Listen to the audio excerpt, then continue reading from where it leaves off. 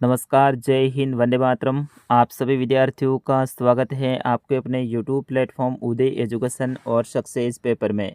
विद्यार्थियों, आज के इस वीडियो में लेके आया हूँ 8वीं बोर्ड परीक्षा 2024-25 की दृष्टि से इम्पोर्टेंट कक्षा 8वीं का विज्ञान विषय का पेपर, जो कि आपके आने वाले बोर्ड एग्जाम की दृष्टि से वेरी वेरी मोस्ट इम्पोर्टेंट रहने वाला है और आप सभी विद्यार्थियों के लिए वरदान साबित होने वाला है। तो विद्यार्थियों, इस प्रश्न पत्र को अंत तक देखें, इसे ज़्यादा से ज़्यादा शेयर और लाइक करें। इस प्रश्न पत्र को आपको डाउनलोड करना है तो भी मैं वीडियो के बीच में कहीं पर भी बता सकता हूं कि किस तरह से आपको डाउनलोड करना है। तो इस वीडियो को अंत तक देखें, इसे ज़्यादा से ज़्यादा शेयर और लाइक करें। विद्यार्थियों, इस बार जो आपका पूर्णांक है वो 80 नंबर का रहेगा, यानी पेपर है वो 80 नंबर का आने वाला है और आपको इस पेपर को हल करने के लिए 3 घंटे और 15 मिनट का समय मिलेगा। सामान्य निर्देश आपके लिए दे रखे हैं, इनको आराम से आप पढ़ लीजिए। अपन डायरेक्ट चलते हैं पहले प्रश्न की ओर। विद्यार्थियों, इस प्रश्न पत्र को अंत तक देखें, वेरी वेरी मोस्ट इम्पोर्टेंट प्रश्न है और बिल्कुल इसी टाइप का पेपर आपके एग्जाम में आने वाला है। पैटर्न यही रहेगा। यहाँ पर 8 आपके अवसद के इस बार प्रश्न आने वाले हैं और किस किस प्रकार के प्रश्न आने वाले हैं उनके बारे में अपन इस वीडियो में विस्तार से देखेंगे। चलिए, पहला प्रश्न है, ईंधन के ऊष्मीय मान का मात्रक है newton, kilogram, KJ, degree Celsius या फिर केजे और किलोग्राम। तो इसमें क्या रहेगा सही आंसर, वो आपको बताना है।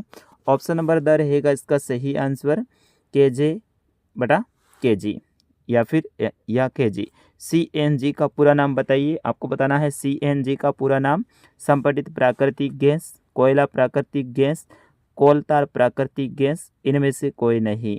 तो विद्यार्थियों, सीएनजी का पूरा नाम है संपीड़ित प्राकृतिक गैस। ठीक है ना, तो ऑप्शन नंबर अ इसका सही आंसर रहेगा। फिर उसके बाद में तीसरा प्रश्न है, वह पुस्तक जिसमें सभी संकटापन्न स्पीशीज का रिकॉर्ड रखा जाता है वह कहलाती है। आपको बताना है कि ऐसी कौन सी पुस्तक है जिसमें सभी संकटापन्न जो स्पीशीज है यानी जातियां हैं उनका रिकॉर्ड रखा जाता है, जिसमें पक्षी वगैरह सब कुछ इसमें आता है। तो yellow data book, white data book, black data book या फिर रेड डाटा बुक। तो विद्यार्थियों, इसका सही आंसर होगा red data book. Option number the इसका सही आंसर। अगला प्रश्न है, मानव में ध्वनि उत्पन्न होती है आहार नाल के द्वारा, जीभ द्वारा, कंठ द्वारा, इन सभी के द्वारा। तो इसका सही आंसर होगा कंठ के द्वारा मानव में ध्वनि उत्पन्न होती है। ऑप्शन नंबर स इज करेक्ट आंसर। फिर उसके बाद में पांचवा प्रश्न है, किसी वस्तु की माध्य स्थिति के इधर या उधर आगे पीछे की गति कहलाती है।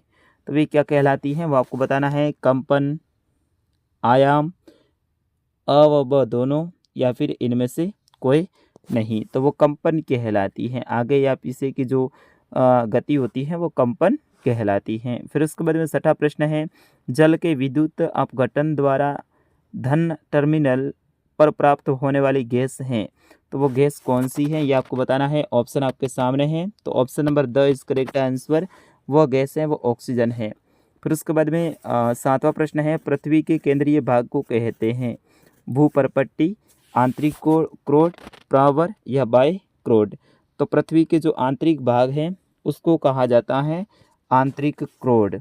क्या कहा जाता है? आंतरिक क्रोड कहा जाता है। तो तीन होती हैं इसमें परतें। एक तो होती है परपट्टी, ठीक है, दूसरा होता है जो मेंटल और तीसरा होता है क्रोड। तो इस तरह से ये तीन होती हैं इसमें परतें। फिर उसके बाद में अगला है कि तरलों द्वारा लगाए गए घर्षण बल को कहते हैं। तो तरलों के द्वारा जो लगाया गया घर्षण बल है उन्हें कर्षण कहा जाता है, घर्षण कहा जाता है या फिर कर्षण कहा जाता है। ऑप्शन स इज करेक्ट आंसर। विद्यार्थियों, इन प्रश्नों के आंसर भी देखो यहाँ पर मैंने पेपर में दे रखे हैं, क्योंकि ये पेपर आपको मैं पढ़ने के लिए देने वाला हूँ। अगर आपको ये पेपर डाउनलोड करना है तो बिल्कुल आपको गूगल में जाना है और गूगल में जाके आपको सर्च करना है उदय स्टडी, ठीक है, उदय स्टडी डॉट यानी छोटा सा बिंदु और इन, उदय स्टडी डॉट इन आपको सर्च करना है। इसी वीडियो के डिस्क्रिप्शन में मैंने मेरे वेबसाइट की लिंक दे रखी है, पीडीएफ लिंक वगैरह ऐसा नाम लिखा होगा। उस लिंक के ऊपर आप क्लिक कीजिए और डायरेक्ट वेबसाइट पे आप चले जाएंगे। वहाँ पर पेपर वाला जो ऑप्शन है वो आपको सेलेक्ट करना है। किसका? पेपर वाला। और उसमें आपको क्लास को आपको 8 चॉइस करना है और फिर वहाँ पर कक्षा 8 के सारे विषय के पेपर आपको मिल जाएंगे पढ़ने के लिए। बिल्कुल ऐसे के ऐसे। पहले इस वीडियो को आप पूरा देख लीजिए, फिर उसके बाद में वेबसाइट पे जाके आप पेपर डाउनलोड कीजिए और आराम से अपनी तैयारी कीजिए। 9वां प्रश्न है, निम्नलिखित खाद्य पदार्थों के स्रोत बताने हैं। यानी स्रोत का मतलब है कि ये खाद्य पदार्थ हैं, ये कहाँ-कहाँ से प्राप्त होते हैं। जैसे कि दूध, दूध है वो गाय, भैंस और बकरी से प्राप्त होता है। तो गाय, भैंस और बकरी लिखना है। फिर उसके बाद में मांस, तो मांस है वो किससे होता है, बकरी वगैरह जो भी हैं इनसे, जो मुर्गा, मछली, इनसे प्राप्त होता है। फिर उसके बाद में शहद, शहद में वो मधुमक्खियों से प्राप्त होता है।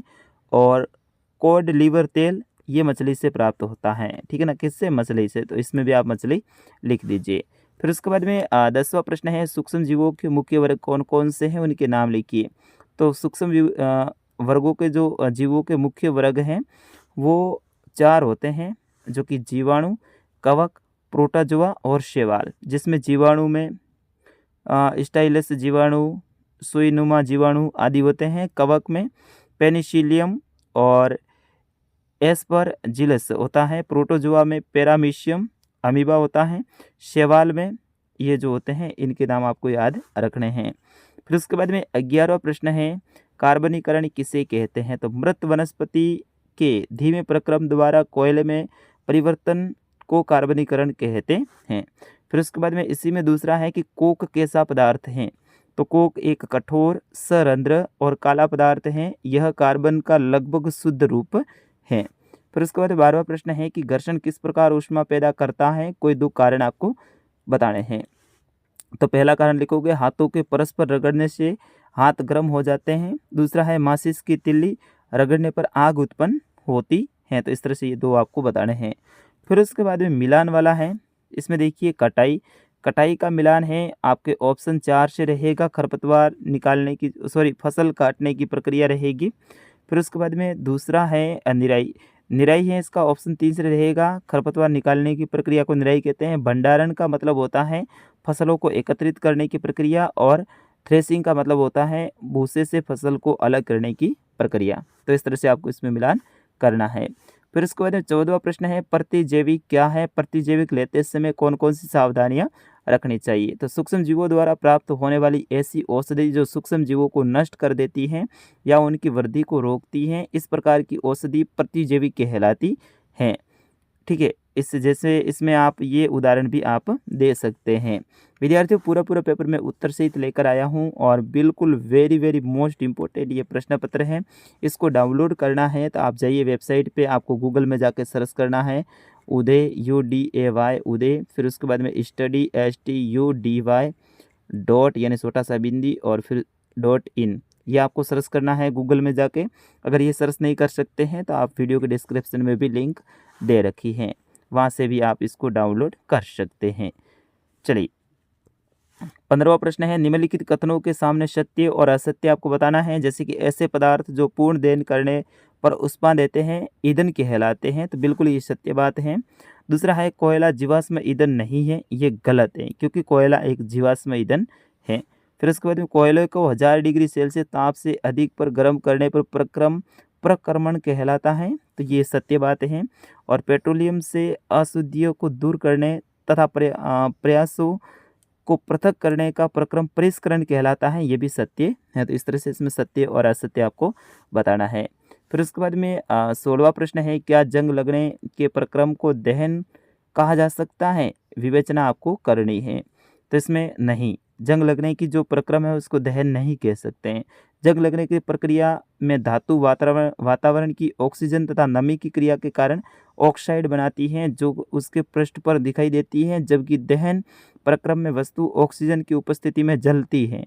दहन एक तीव्र प्रक्रिया है, जबकि जंग लगना धीमी प्रक्रिया है। यानी दहन है वो जल्दी से हो जाता है, कोई भी वस्तु जलती है तो वो जल्दी हो जाती है, जबकि जंग है वो धीरे धीरे होता है, यानी धीमी प्रक्रिया है। साथ ही दहन ऊष्मा के साथ ज्वाला भी उत्पन्न करती है। ऊष्मा तो यानी गर्मी तो करती है, साथ ही ज्वाला भी उत्पन्न करती है, जबकि जंग केवल ऊष्मा उत्पन्न करता है। जंग क्या करता है, ऊष्मा उत्पन्न करता है। इस कारण से जंग लगने की प्रक्रिया को दहन नहीं कहा जा सकता है। चलिए बढ़ते हैं अगले प्रश्न की ओर। 17वां प्रश्न, इसके अंतर्गत आपके 2 प्रश्न रहेंगे। पहला है, स्पीशीज को परिभाषित कीजिए। तो सजीवों की समनिष्ठ का वह समूह जो एक दूसरे के अंतर्गत करने के सक्षम होते हैं स्पीसीज कहलाती हैं।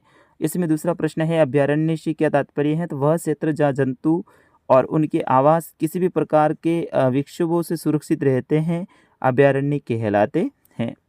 फिर उसके बाद में 18वां प्रश्न है रिक्त स्थान की पूर्ति कीजिए।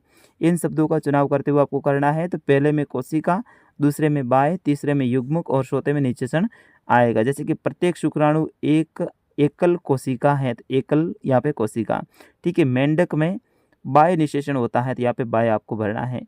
वह कोशिका जो मनुष्य में नए जीवन का प्रारंभ कहती है युग्मक कहलाती है, इसमें युग्मक आपको लिखना है। और निषेचन के पश्चात दिया गया अंडा एक एकल कोशिका है, तो यहाँ पे निषेचन आपको लिखना है। अब अगला प्रश्न है 19वां, बल के कोई 4 अनुप्रयोग लिखने हैं। तो किसी रुकी हुई वस्तु को गतिशील बनाया जा सकता है, गतिशील वस्तु की चाल को परिवर्तित किया जा सकता है, गतिशील वस्तु की दिशा को बदला जा सकता है और किसी वस्तु की आकृति को बदला जा सकता है। 20वां प्रश्न है यदि घर्षण न हो तो यह जीवन को किस प्रकार प्रभावित करेगा, वो आपको बताना है। 21वां प्रश्न में 2 प्रश्न रहेंगे। बल्ब से विद्युत धारा प्रभावित होने पर वह दीप्त क्यों होता है, वो आपको बताना है। तो इसमें देखिए विद्युत धारा उष्मीय प्रभाव के कारण बल्ब तंतु उच्च ताप तक गर्म होकर दीप्त हो जाता है।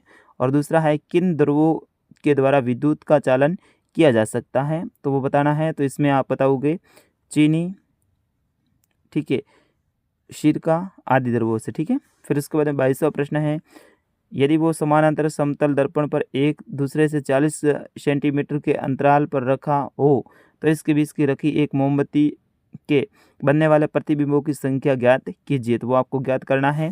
फिर उसके बाद 23वां प्रश्न, इसमें आपके 3 प्रश्न रहेंगे, बड़े बड़े प्रश्न हैं। और इसमें अथवा में ऑप्शन रहेगा सड़क दुर्घटना से बचाव के कुछ उपाय आपको बताना है। मेंढक में कायांतरण की क्रिया है उसको चित्र सहित आपको बताना है।